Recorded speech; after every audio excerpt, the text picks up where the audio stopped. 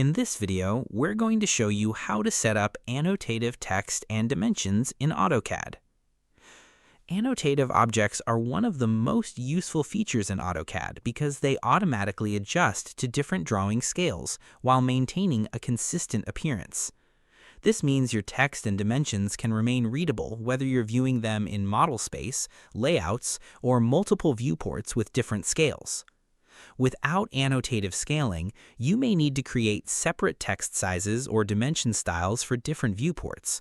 This can make drawings more difficult to manage and increase the chance of inconsistencies. That's why many professionals use annotative text and dimensions as part of their standard workflow. They help save time, improve drawing organization, and ensure that annotations appear correctly across various sheet scales. The good news is that setting up annotative text and dimensions is straightforward once you understand the basic process. By the end of this video, you'll learn how to create annotative text and dimensions and use them effectively in your AutoCAD drawings. So let's get started. The first step is to create annotative text. Start the text or mtext command. Before placing the text, make sure the current text style is set to be annotative. You can check this in the text style settings by enabling the annotative option. Once enabled, create your text as you normally would.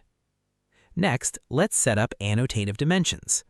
Type dim style into the command line and press enter. Select your dimension style and click modify. In the Fit tab, enable the annotative option and click OK. Then set the dimension style as current. Any new dimensions created with that style will now behave as annotative objects. After creating your text and dimensions, make sure the correct annotation scales are assigned to them. This allows AutoCAD to display them properly in viewports using different scales. In most situations, these are the main steps you'll need. Now let's quickly recap what we covered. First, enable the annotative option for your text style before creating text objects. Second, modify your dimension style and turn on the annotative setting. And third, assign the appropriate annotation scales so the objects display correctly in different viewports. Remember that annotative objects are designed to maintain consistent readability regardless of drawing scale. This can greatly simplify drawing management and reduce the need for multiple versions of the same annotation. Using annotative objects is especially beneficial when working on projects that contain multiple layouts, viewports, or sheet scales.